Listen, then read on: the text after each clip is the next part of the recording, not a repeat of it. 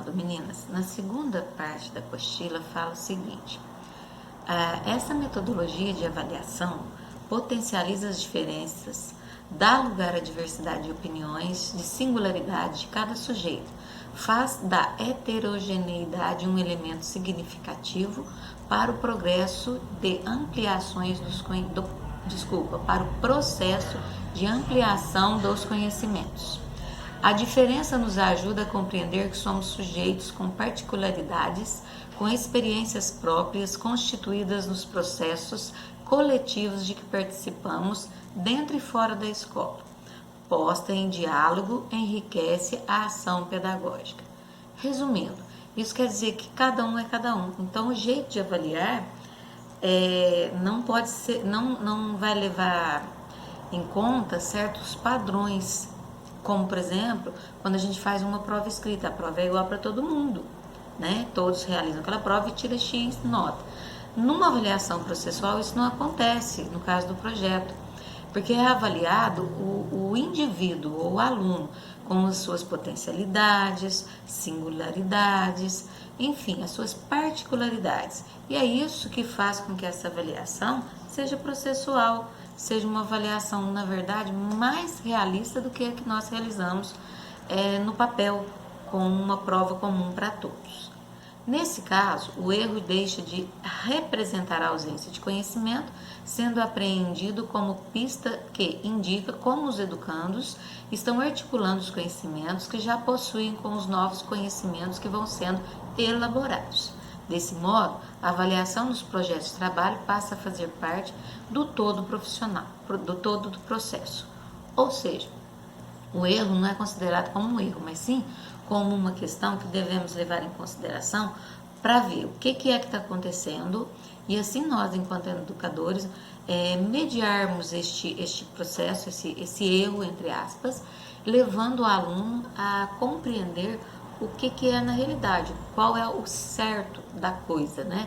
Mas não que a gente vai dar pronto, a gente vai estar mediando essa situação junto com o que ele já sabe, é claro, para que ele chegue nessa conclusão e perceba por si próprio que aquilo não estava certo, que aquilo estava errado e que ele precisava ter uma compreensão de acordo com os conhecimentos que ele já tem, com o que ele adquiriu, da posição certa do que é realmente evidente no seu processo de trabalho, certo? Para isso é preciso que ao longo de todo o percurso do trabalho haja um trabalho constante de avaliação. Então o professor tem que estar sempre acompanhando, para não deixar que um erro lá no meio do caminho atrapalhe todo o desenvolvimento do projeto até o final, né, gente? Então isso tem que estar sempre atento. Dentro da perspectiva dos projetos, o acompanhamento e avaliação do trabalho tem sido feitos principalmente a partir dos registros, sejam eles coletivos ou individuais, como eu já falei, os tipos de registro. O portfólio é um instrumento mais apropriado para avaliação de um projeto de trabalho, na medida em que ele representa a reconstrução do processo vivido e a reflexão do aluno sobre a sua aprendizagem. A avaliação do portfólio como recurso de avaliação é baseada na ideia da natureza evolutiva do processo de aprendizagem, pois, no contexto de ensino e como atividade complexa, é baseada em elementos e momentos das aprendizagens que se encontram relacionados. O que é um portfólio? Todo mundo sabe, né? É onde a gente deixa arquivado, registrado, as atividades que as crianças vão fazendo no decorrer de um certo tempo, e nesse caso em específico, no decorrer do processo. Através dessas atividades, desse registro que foram acontecendo, dá para acompanhar como foi o desenvolvimento do trabalho de uma criança ou da aprendizagem, certo? Por isso que é uma sugestão de avaliação muito mais válida do que qualquer outra, porque você está acompanhando na medida que ele acontece. Se viu que ali aconteceu uma ruptura, algum entendimento errôneo, você já pode interferir no mesmo momento. É interessante destacar que a construção do portfólio por si só não garante um processo de avaliação significativo. É preciso que se discutam seus usos e funções. Finalizando, o discurso dos educadores sobre a função da escola e sobre o seu papel é o de formar cidadãos ativos, críticos, reflexivos e autônomos.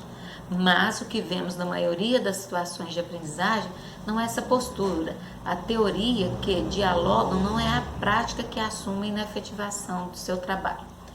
Temos consciência de que a educação, para atender às exigências dessa sociedade que se apresenta hoje, deve assumir uma nova postura, uma postura que eleve o educando da simples condição de submissão para uma condição de opinar, questionar, construir, com a mediação necessária para a sua aprendizagem.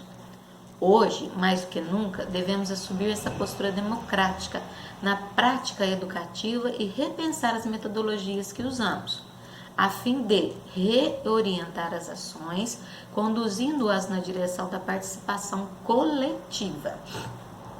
A pedagogia de projetos se insere nessa postura, exigindo dos sujeitos que a assumem uma nova forma de conceber a educação escolar, mais flexível e aberta. Assim, alcançando os objetivos propostos nesse trabalho, possibilitamos uma nova visão de prática educativa, de formação integral do indivíduo, de mentalidade democrática, de respeito às diferenças culturais e cognitivas do educando. A pedagogia de projetos, portanto, contribui de maneira significativa para a prática globalizadora diante desse mundo globalizado, pois fornece subsídios para o desenvolvimento cognitivo e também social do educando. Finalizando, o trabalho com projetos vê o educando no seu todo, no integral, possibilita a ele um conhecimento que vai desde o conhecimento não só formal e cognitivo quanto social, tornando-o um indivíduo que seja capaz de criticar, de refletir, de ser autônomo e de exigir os seus direitos, pois ele torna-se sujeito do seu próprio conhecimento. Bom, gente, desculpa aí qualquer falha, né? E desculpe os barulhos que apareceram, né? Afinal de contas é uma gravação e não há ambiente tão propício para isso, tá? Mas era isso que eu queria passar para vocês, e qualquer dúvida, por favor, vão me falando que a gente vai discutindo, eu vou fazendo outros vídeos e passando para vocês, ok?